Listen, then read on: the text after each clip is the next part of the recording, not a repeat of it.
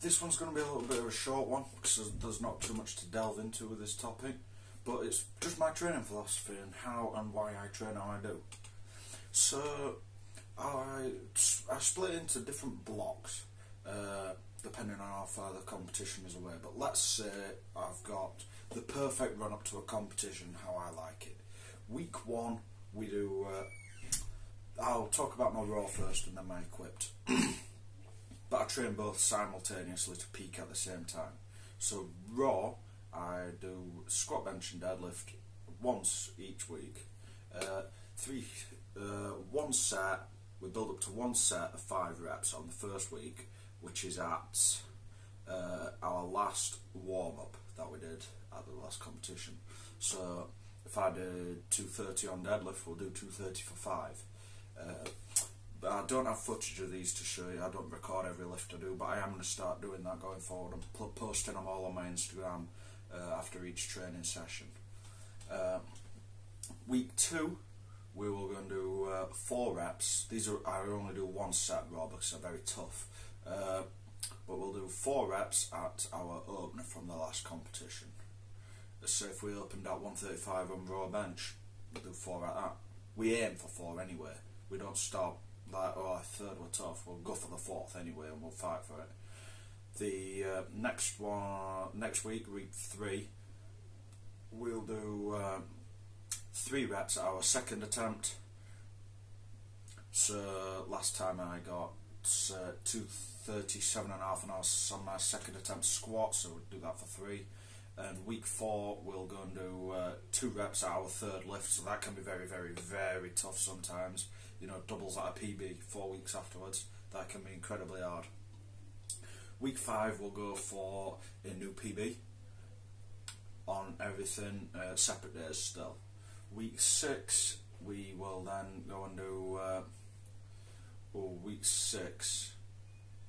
I tend to mix around week 6 with what I'm doing because I rarely get a perfect run, but if I'm getting the perfect run, I'll do my second attempt, my planned second attempt for the competition, for 3 sets of 1 with 5 minutes apart.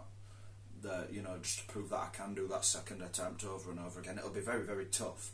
It is incredibly hard, but you know, that second attempt, you need to be able to solidify those kilos. Your first lift, you should be able to it being called up with that, Greg, you're out. I'm like, I've not wrapped my wrists, wrap them up real quick and rush. That's how your opener's got to be. Your second lift, it should be you can hit if your conditions are perfect every single time. And if they're not perfect, it'll be an absolute fight to your life, but you will still get it.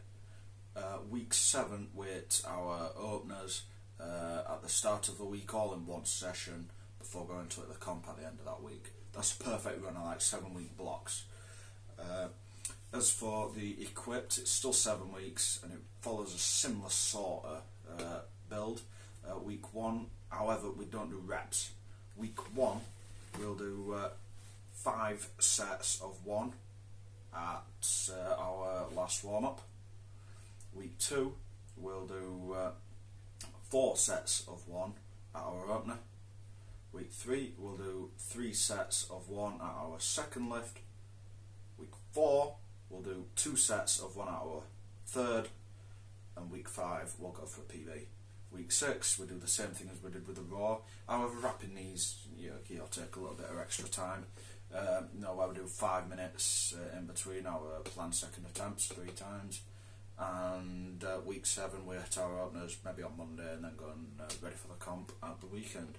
That's if I get to run it perfectly. If not, you know, I might have to cut the first week out and jump straight into 4 reps at the opener. You know, it's very rare you're going to get a perfect run up, especially when you know, I like to compete as often as I do and win. You know, try and enter and win every championship that there is going. But that's just what I wanted to talk about. You know, train quite frequently, 6 days a week most times. Sometimes I have to compress them down, maybe, and you know, maybe do raw squat and raw bench on the same day, maybe something like that. If I've got something that I've got to do, maybe on one of the days that I normally train.